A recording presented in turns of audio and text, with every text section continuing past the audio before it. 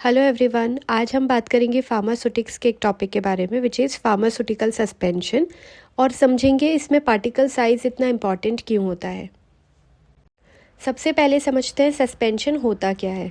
So a pharmaceutical suspension is a biphasic liquid dosage form. Biphasic means इसमें दो phase होते हैं, जिसमें सॉलिड ड्रग पार्टिकल्स होता है जिसका पार्टिकल साइज की एक रेंज होती है 0.5 to 5 माइक्रोन। ये एक लिक्विड या सेमी सॉलिड व्हीकल में यूनिफॉर्मली डिस्पर्स होता है, उसमें कंप्लीटली डिसॉल्व नहीं होता, बिखरे रहते हैं। इसे हम बाईफेजिक लिक्विड डोसेज फॉर्म या सस्पेंशन कहते हैं। सस्पेंशन कई सारे रूट से लिया जा सकता है, एडमिनिस्टर किया जा सकता है या अप्लाई किया जा सकता है, जैसे oral route, parenteral route etcetera. अब समझते हैं पार्टिकल साइज़ की क्या इंपॉर्टेंस है किसी सस्पेंशन में। सो सस्पेंशन फॉर्मुलेशन में पार्टिकल साइज़ बहुत क्रिटिकल फैक्टर होता है। एक्सटर्नल सस्पेंशन जैसे लोशन या टॉपिकल एप्लीकेशन के लिए जो सस्पेंशन होते हैं, इनमें पार्टिकल साइज़ स्मॉल होना बहुत ज़रूरी है। क्यों? स्किन पर ग्रीटी फीलिंग ना आए, इरिटेशन ना हो। जितने ज़्यादा पार्टिकल साइज़ होगा वो उतना एरिया कवर नहीं कर पाएगा। सो स्मॉल पार्टिकल साइज़ होंगे, लार्ज स्किन एरिया को कवर कर सकता है। साथ ही small particle size drug penetration और एब्जॉर्प्शन रेट को भी इंक्रीज़ करता है। जितना छोटा पार्टिकल होगा वो इतनी जल्दी से पेनिट्रेट करेगा स्किन के अंदर और उतनी जल्दी एक्शन प्रोड्यूस करेगा। सिमिलरली पेरेंट्रल सस्पेंशन में भी, विच मीन्स इंजेक्टेबल सस्पेंशन में भी पार्टिकल साइज़ का बहुत इंपॉर्टेंट रोल होता है। इनमें अगर पार्टिकल साइज़ जो यूज़ होता है वो उतना होना चाहिए कि वो निडल के थ्रू इजीली पास हो जाए। अगर पार्टिकल साइज़ बड़ा हुआ तो हो सकता है निडल ब्लॉक हो जाए या इंजेक्शन पेनफुल हो सकता है पेशेंट के लिए। इसलिए जनरली पेरेंट्रल सस्पेंशन में सस्पेंडेड ड्रग का पार्टिकल साइज़ 10 माइक्रोन से ज़्यादा नहीं होना चाहिए। नेक्स्ट है ideal characteristic of a pharmaceutical suspension, which means एक सस्पेंशन को आइडियल बनने के लिए उसमें कौन कौन सी प्रॉपर्टी होनी ही चाहिए। फर्स्ट, सस्पेंशन ऐसा होना चाहिए कि solid drug particle easily vehicle में इनकॉर्पोरेट हो सके बिना किसी डिफ़िकल्टी के। ऐसा नहीं कि पार्टिकल बिखरे अलग हो और लिक्विड अलग हो जाए, क्लियरली प्रॉपरली डिस्ट्रीब्यूटेड हो। सेकेंड, सस्पेंशन नॉन टॉक्सिक होना चाहिए और फॉर्मुलेशन के बाकी इंग्रेडिएंट के साथ में भी कंपैटिबल होना चाहिए ताकि कोई भी इंट्रैक्शन या इनस्टेबिलिटी ना हो। थर्ड, आइडियल सस्पेंशन के इंग्रेडिएंट रेडिली अवेलेबल और इनएक्सपेंसिव होने चाहिए ताकि फॉर्मुलेशन कॉस्ट इफेक्टिव रहे। फोर्थ, सस्पेंशन का ऑर्डर, कलर और टेस्ट एक्सेप्टेबल होना चाहिए, स्पेशली ओरल सस्पेंशन के केस में, ताकि पेशेंट कंप्लायंस अच्छा रहे, पेशेंट उसको इजीली ले और अपनी थेरेपी कंप्लीट करे। नेक्स्ट, सस्पेंशन को सिर्फ नॉर्मल शेकिंग से इजीली डिस्पर्स हो जाना चाहिए, कोई स्पेशल टेक्निक या एक्सेसिव शेकिंग रिक्वायर्ड नहीं होना चाहिए। नेक्स्ट, सस्पेंशन पार्टिकल बहुत रैपिडली सेटल नहीं होने चाहिए और जो सेडिमेंटेशन बने वो मॉडरेट शेकिंग से इजीली रीसस्पेंडेड हो जाना चाहिए। नेक्स्ट, सस्पेंशन पोर करने में इजी होना चाहिए लेकिन बहुत वाटरी भी नहीं होना चाहिए। साथ ही सस्पेंशन ग्रीटी फील भी नहीं होना चाहिए, स्मूथ और फाइन पार्टिकल्स होने चाहिए। नेक्स्ट, स्पेशली पेरेंट्रल सस्पेंशन के लिए सस्पेंशन की सिरिंजेबिलिटी अच्छी होनी चाहिए। सिरिंजेबिलिटी मीन्स जो भी पार्टिकल साइज सॉलिड के सस्पेंडेड है लिक्विड में, वो इजीली नीडल से पास हो जाने चाहिए ताकि इंजेक्शन स्मूथली दिया जा सके, पेशेंट को पेन भी ना हो और सारे पार्टिकल इजीली पास भी हो जाए। नेक्स्ट, सस्पेंशन फिजिकली, केमिकली और माइक्रोबायोलॉजिकली स्टेबल होना चाहिए through out it's shelf life. And the last, parenteral और ऑप्थेल्मिक सस्पेंशन को स्टरलाइजेबल होना चाहिए क्योंकि स्टरलिटी पेशेंट सेफ्टी के लिए बहुत इंपॉर्टेंट होती है। अब देखते हैं advantages of a pharmaceutical suspension. First advantage है, कुछ ड्रग्स सोल्यूशन के फॉर्म में केमिकली अनस्टेबल होते हैं।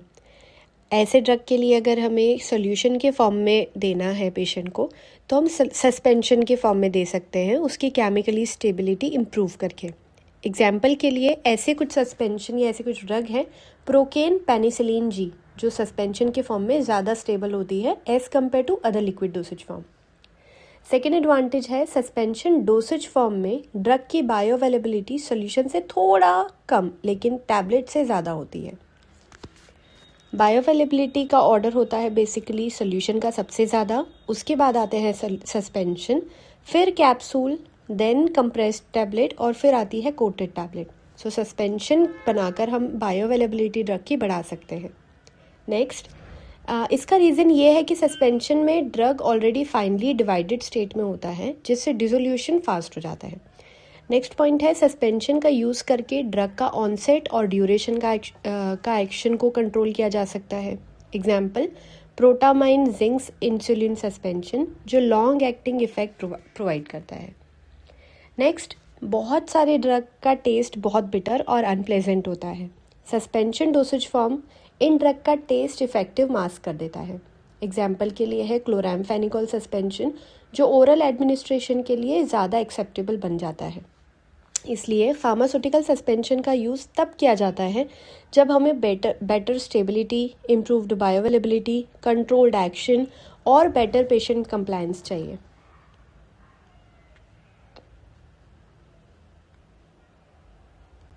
There are some disadvantages also. जैसे फर्स्ट है सस्पेंशन की फिजिकल स्टेबिलिटी मेंटेन करना थोड़ा डिफ़िकल्ट है। उसका मेन प्रॉब्लम होता है सेडिमेंटेशन, कैकिंग और कॉम्पैक्शन, जिससे सस्पेंशन प्रॉपरली रीडिस्पर्स नहीं होता। सेकेंड, सस्पेंडेड पार्टिकल टाइम के साथ नीचे सेटल डाउन हो जाते हैं।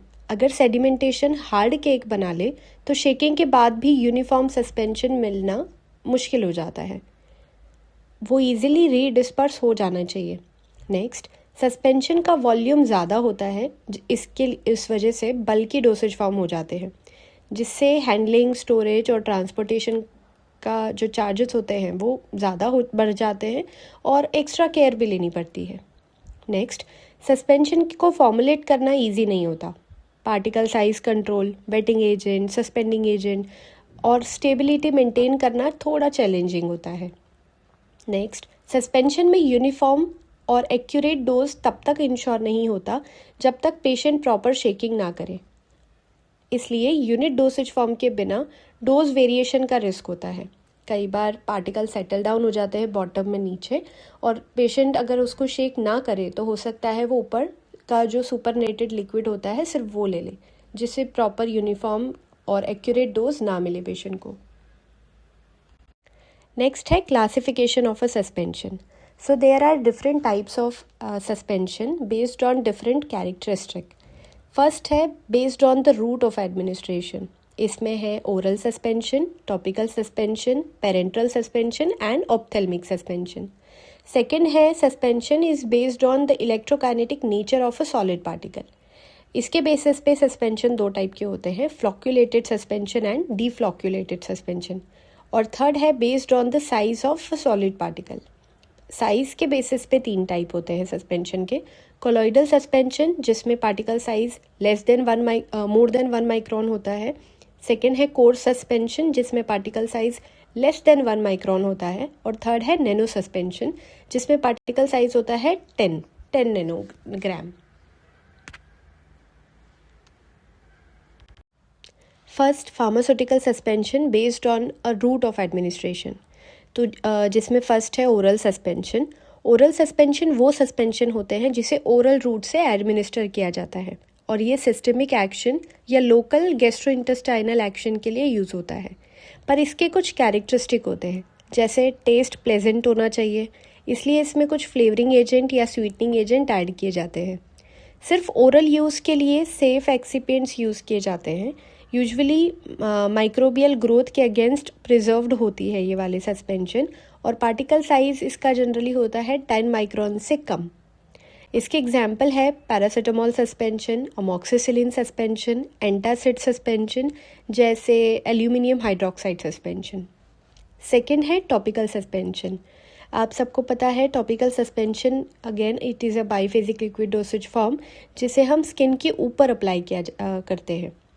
इसके भी कुछ कैरेक्टरिस्टिक होते हैं, जैसे यूज़ से पहले प्रोडक्ट को शेक किया जाता है ताकि पार्टिकल फिर से रीडिस्पर्स हो जाए। ये नॉन इरिटेंट और नॉन सेंसिटाइजिंग होने चाहिए। स्किन पर कूलिंग और सूदिंग इफ़ेक्ट प्रोवाइड करना चाहिए। इन्हें स्टराइल होना ज़रूरी नहीं होता, बट एडिक्वेट विस्कोसिटी होनी चाहिए ताकि यूनिफॉर्म और अच्छे से स्प्रेड किया जा सके स्किन के ऊपर। इसके कुछ एग्जाम्पल है जैसे calamine lotion, zinc oxide suspension and sulphur lotion. Third आता है पेरेंटल सस्पेंशन में। पेरेंटल सस्पेंशन है विच मीन्स इंजेक्शन के फॉर्म में दिया जाता है। यूजुअली सस्पेंशन इंट्रामस्कुलर के या सबक्यूटेनियस के रूट से दिया जाता है। इसके भी कुछ कैरेक्टरिस्टिक होते हैं जैसे स्ट्रिक्ट पार्टिकल साइज कंट्रोल होता है। सस्पेंशन आइसोटोनिक होना चाहिए और बॉडी फ्लूइड से कंपैटिबल होने चाहिए, और ये स्टराइल और पायरोजन फ्री होने ही चाहिए क्योंकि डायरेक्ट बॉडी टिश्यू में जाता है, ब्लड में जाता है, जिससे अगर ये स्टराइल नहीं हुआ तो वो इमिडिएटली बॉडी में इन्फेक्शन, ब्लड में इन्फेक्शन या डेथ कॉज कर सकता है। Example insulin zinc suspension, procaine penicillin G या डिपोट स्टेरॉइड इंजेक्शंस। नेक्स्ट है ऑप्थेल्मिक सस्पेंशन। ये वो सस्पेंशन होते हैं जो डायरेक्टली आई के अंदर इंस्टॉल किए जाते हैं। इसकी भी कुछ इंपॉर्टेंट रिक्वायरमेंट्स हैं जैसे ऑप्थेल्मिक सस्पेंशन कम्प्लीटली स्टेराइल होने चाहिए क्योंकि आई इन्फेक्शन का रिस्क बहुत हाई होता है। ये भी आइसोटोनिक होने चाहिए जस्ट लाइक पेरेंटल सस्पेंशन, ताकि आई टिश्यू को इरिटेट ना करे। सस्पेंशन बफर्ड होनी चाहिए जिससे पीएच आई का नेचुरल पीएच के क्लोज रहे। ये फॉरेन पार्टिकल से फ्री होने चाहिए, अदरवाइज आई इरिटेशन और डिस्कम्फर्ट हो सकता है।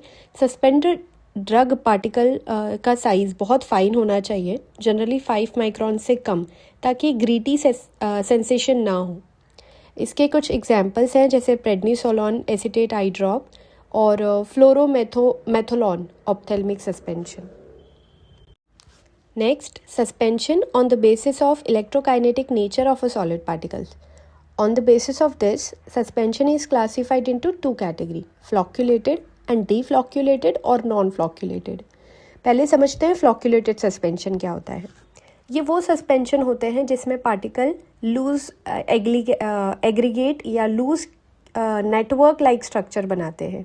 इसमें जो पार्टिकल के बीच का बॉन्ड होता है वो बहुत वीकली बॉन्डेड होता है। ये बहुत फ्लफ़ी कोग्लोमेरेट्स बनाते हैं।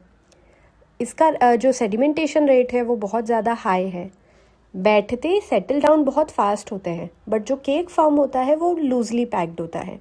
जैसे ही हम शेक करेंगे it will be easily redisperse. Particle फिर से ईजिली रीडिस्पर्स हो जाएंगे, बिखर जाएंगे लिक्विड में। Suspension is not pleasing in appearance. दिखने में इतने अच्छे नहीं होते क्योंकि जो पार्टिकल्स जो फ्लॉक्स बनते हैं, जो केक फॉर्म होता है, वो बॉटल के साइड्स में स्टिक हो जाता है। इसमें क्लियर सुपरनेंट जैसे पार्टिकल साइज नीचे बॉटम में सेटल डाउन हो जाते हैं, ऊपर का जो लिक्विड होता है वो क्लियर सुपरनेंट लिक्विड होता है। अब बात करते हैं नॉन फ्लॉक्यूलेटेड या डीफ्लॉक्यूलेटेड सस्पेंशन के बारे में। इसमें जो पार्टिकल एग्जिस्ट होते हैं वो सेपरेट एंटिटीज़ होती हैं। इसमें रिपल्शन एनर्जी बहुत हाई होती है। रिपल्शन एनर्जी ज़्यादा होने की वजह से पार्टिकल बहुत टाइटली पैक हो जाते हैं। रेट ऑफ सेडिमेंटेशन इसका स्लो होता है, पार्टिकल बहुत धीरे धीरे सेटल डाउन होते हैं। Sedimentation is very closely packed and hard cake is formed in this suspension. Particle settle down धीरे होंगे, बट जो केक फॉर्म होता है वो बहुत हार्ड बनेगा, ईजिली रीडिस्पर्स नहीं होगा। It is difficult to redisperse. Suspension is pleasing in appearance. दिखने में अच्छे होते हैं ये वाले suspension, and they don't stick to the side of the bottle. Particle size जो पार्टिकल्स होते हैं वो बॉटल के साइड्स पे अडेयर नहीं होते। इसमें पार्टिकल नीचे सेटल डाउन हो जाए, उसके बाद जो लिक्विड होता है ऊपर वो क्लाउडी सुपरनेंट होता है, क्लियर नहीं होता। चलिए अब समझते हैं फार्मास्यूटिकल सस्पेंशन बनाने के लिए कौन कौन से एडिटिव्स रिक्वायर्ड होते हैं या कौन कौन से कंपोनेंट उसमें ऐड किए जाते हैं। तो फर्स्ट है मेडिकामेंट या ड्रग। मेडिकामेंट वो एक्टिव फार्मास्यूटिकल इंग्रेडिएंट होता है जो सस्पेंशन में प्रेजेंट होता है। यूजुअली सस्पेंशन तब फॉर्मुलेट किया जाता है जब ड्रग एक्वस मीडियम में पुअरली सॉल्यूबल या इनसॉल्यूबल हो। सेकेंड आते हैं फ्लॉक्यूलेटिंग एजेंट। फ्लॉक्यूलेटिंग एजेंट वो सब्सटेंस होते हैं जो डिस्पर्स्ड पार्टिकल की एग्रीगेशन को कंट्रोल करते हैं, जिससे सस्पेंशन फिजिकली स्टेबल रहे और हार्ड केक फॉर्मुलेशन अवॉइड हो, हार्ड केक ना बने। एग्जाम्पल फ्लॉक्यूलेटिंग एजेंट्स कई सारे टाइप के होते हैं, जैसे इलेक्ट्रोलाइट्स, सरफेक्टेंट और हाइड्रोफिलिक कुछ पॉलीमर्स भी होते हैं। फर्स्ट है electrolytes as a flocculating agent. Electrolytes zeta potential को रिड्यूस करके पार्टिकल के बीच में इलेक्ट्रिकल रिपल्शन को कम कर देता है। इससे पार्टिकल के बीच में ब्रिजेस फॉर्म हो जाते हैं और पार्टिकल लूजली लिंक्ड फ्लॉक बनाता है, लूज केक फॉर्म करता है। एग्जाम्पल है कुछ इलेक्ट्रोलाइट्स के sodium acetate, sodium phosphate and sodium citrate. Second flocculating agent है सरफेक्टेंट। सरफेक्टेंट अगेन दो टाइप का होता है, एक होता है नॉन आयनिक सरफेक्टेंट और एक होता है ionic surfactant. Non ionic surfactant surface tension reduce करता है पार्टिकल के सरफेस को। ये पार्टिकल के बीच में ब्रिज बनाते हैं और ब्रिज बनाकर फ्लॉक्यूलेशन कॉज करता है। सेकेंड आते हैं आयोनिक सरफेक्टेंट के बारे में। ये पार्टिकल का सरफेस चार्ज को न्यूट्रलाइज कर देता है। चार्ज न्यूट्रलाइजेशन से पार्टिकल एग्रीगेट होकर फ्लॉक्यूलेटेड सिस्टम बनाते हैं। फ्लॉक्यूलेशन डिपेंड करता है कि पार्टिकल्स पर कौन सा चार्ज प्रेजेंट है। थर्ड फ्लॉक्यूलेटिंग एजेंट है पॉलीमर्स। सो कुछ ऐसे हाइड्रोफिलिक पॉलीमर्स होते हैं जो लीनियर या ब्रांच्ड चेन सिस्टम के अंदर एक जेल लाइक नेटवर्क फॉर्म करते हैं। ये पॉलीमर डिस्पर्स्ड पार्टिकल की सरफेस पर एब्जॉर्ब हो जाता है और उन्हें फ्लॉक्यूलेटेड स्टेट में होल्ड करके रखता है।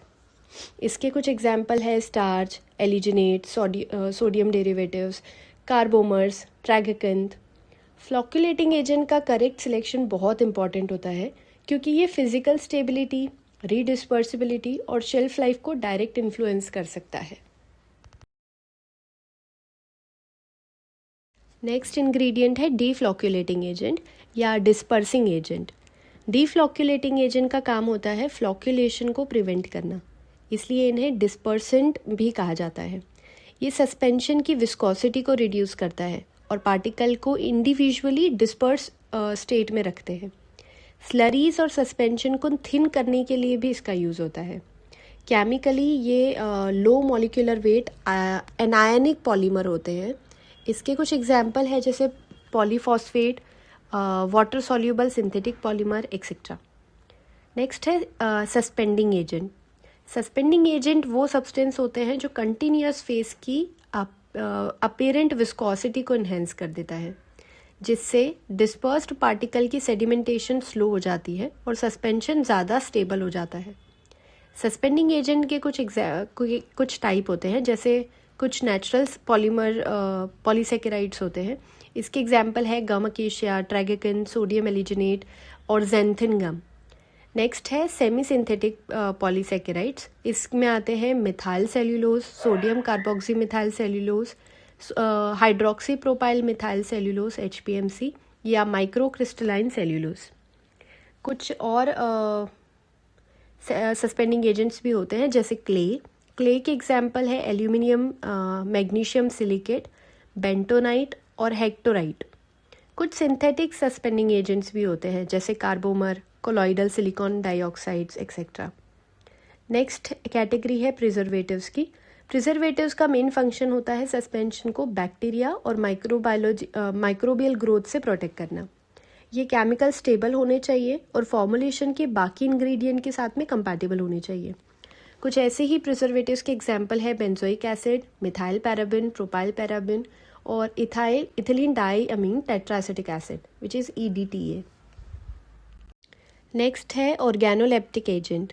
ऑर्गेनोलेप्टिक एजेंट का मेन रोल होता है पेशेंट कंप्लायंस को इम्प्रूव करना, पेशेंट एक्सेप्टेबिलिटी को इम्प्रूव करना, यानी टेस्ट, स्मेल, कलर और ओवरऑल अपीयरेंस को बेटर करना, ताकि पेशेंट कंप्लीट थेरेपी को कंप्लीट करे, बीच में ही थेरेपी छोड़ ना दे। उसमें फर्स्ट आते हैं फ्लेवरिंग एजेंट। ये सस्पेंशन के अनप्लेजेंट या बिटर टेस्ट को मास्क करते हैं, स्पेशली ओरल सस्पेंशन में। इसके कुछ एग्जाम्पल है जैसे वैनिला, स्ट्रॉबेरी, बनाना। नेक्स्ट कैटेगरी है स्वीटनिंग एजेंट। स्वीटनिंग एजेंट सबको पता है, स्वीट टेस्ट देने के लिए यूज़ किया जाता है और बिटरनेस को रिड्यूस करते हैं। इसके एग्जाम्पल है सुक्रोज, सोडियम सैकरीन और एस्पार्टम। नेक्स्ट है colouring agent. Colouring agent suspension को अट्रैक्टिव अपीयरेंस देने के लिए और प्रोडक्ट आइडेंटिफिकेशन में हेल्प करता है। इसके लिए सस्पेंशन में सनसेट येलो, टाट्राजिन, एरिथ्रोसिन जैसे कलर यूज़ किए जाते हैं। नेक्स्ट है perfumes. Perfumes mainly topical suspension में ही यूज़ होता है ताकि प्रोडक्ट की ऑर्डर प्लेजेंट हो। एग्जाम्पल के लिए है rose water, lavender oil etcetera. Next other additives इसमें यूज़ होते हैं केमिकल स्टेबलाइज़र। केमिकल स्टेबलाइज़र का यूज़ फॉर्मुलेशन की केमिकल स्टेबिलिटी को मेंटेन करना होता है। ये डिग्रेडेशन रिएक्शन जैसे कि ऑक्सीडेशन, चिलेशन या पीएच रिलेटेड अनस्टेबिलिटी को कंट्रोल करता है। इसके लिए सस्पेंशन में सिट्रिक एसिड, EDTA या सोडियम सिट्रेट ऐड किया जाता है।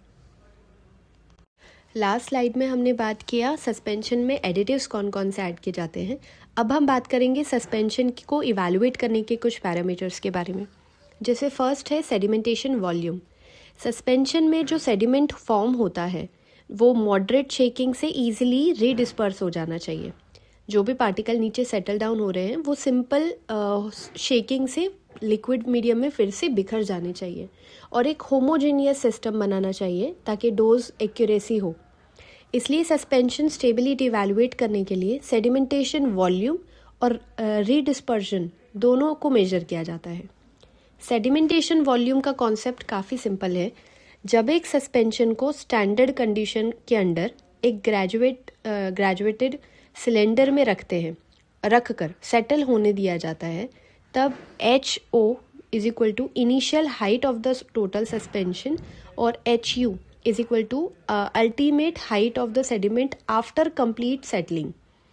सेडिमेंटेशन वॉल्यूम F को डिफाइन किया जाता है as F is equal to HU upon H0। इसको इंटरप्रेट कैसे करेंगे? अगर सेडिमेंटेशन वॉल्यूम हाई हो तो सस्पेंशन ज़्यादा स्टेबल मानी जाएगी। सेडिमेंटेशन वॉल्यूम का मतलब होता है सेडिमेंट लूजली पैक्ड हो और इजीली रीडिस्पर्स हो जाए। अगर सेडिमेंटेशन वॉल्यूम लो है तो केकिंग और पुअर डिस्पर्सिबिलिटी का रिस्क होता है। सेकेंड पैरामीटर है डिग्री ऑफ फ्लॉक्यूलेशन। डिग्री ऑफ फ्लॉक्यूलेशन से हमें ये पता चलता है कि सस्पेंशन कितना अच्छी तरह से फ्लॉक्यूलेटेड है। Degree of flocculation is defined as sedimentation volume of flocculated suspension divided by sedimentation volume of a complete dispersed system. Degree of flocculation को डिफाइन करने के लिए एक फॉर्मूला दिया गया है F divided by F infinity. अगर डिग्री ऑफ फ्लॉक्यूलेशन 1 से ज़्यादा हो तो सस्पेंशन फ्लॉक्यूलेटेड स्टेट में होता है। हायर वैल्यू का मतलब होता है बेटर रीडिस्पर्सिबिलिटी और लेस केकिंग। थर्ड पैरामीटर है रीडिस्पर्सिबिलिटी। रीडिस्पर्सिबिलिटी टेस्ट ये इवैल्यूएट किया जाता है कि सेडिमेंटेशन कितनी इजीली वापस से रीडिस्पर्स हो जाता है। इसको चेक करने के लिए एक मेथड है जिसमें सस्पेंशन को अनडिस्ट्रीब्यूटेड कंडीशन में स्टैंड करने दिया जाता है। इसके बाद कंटेनर को मैन्युअली या मैकेनिकली रोटेट किया जाता है। नंबर ऑफ इन्वर्जन काउंट की जाती है जो सेडिमेंटेशन को कंप्लीट रीडिस्पर्स करने के लिए रिक्वायर्ड होती है। जितनी कम बार हम शेक करेंगे और अगर वो कंप्लीटली रीडिस्पर्स हो जाए विच मीन्स बेटर रीडिस्पर्सिबिलिटी। जितने ज़्यादा बार हमें शेक करना पड़ रहा है उसे रीडिस्पर्स करने के लिए which indicate poor redispersibility. Fourth parameter है particle size analysis. Particle size analysis का यूज़ किया जाता है पार्टिकल ग्रोथ, एग्रीगेशन या इंस्टेबिलिटी डिटेक्ट करने के लिए। इसकी भी कुछ कॉमन मेथड होती है जैसे ऑप्टिकल माइक्रोस्कोप का यूज़ करके, लेज़र डिफ्रैक्शन का यूज़ करके या क्वार्टर काउंटर मेथड का यूज़ करके। अगर टाइम के साथ पार्टिकल साइज इंक्रीज होता है तो इसका मतलब है सस्पेंशन अनस्टेबल हो रही है, और अगर पार्टिकल साइज इंक्रीज होने से सेडिमेंटेशन रेट बढ़ती है तो डोज यूनिफॉर्मिटी अफेक्ट होती है। सो सस्पेंशन स्टेबिलिटी को इवैल्यूएट करने के लिए डिग्री ऑफ फ्लॉक्यूलेशन, रीडिस्पर्सिबिलिटी और पार्टिकल साइज एनालिसिस बहुत इंपॉर्टेंट पैरामीटर होते हैं जो फॉर्मुलेशन की क्वालिटी, स्टेबिलिटी और थेरापेटिक परफॉर्मेंस को डायरेक्टली इन्फ्लुएंस करता है। अगर आपको ये एक्सप्लेनेशन थोड़ा भी हेल्पफुल लगा हो तो वीडियो को लाइक कीजिए और चैनल को सब्सक्राइब करना ना भूलें। Thank you.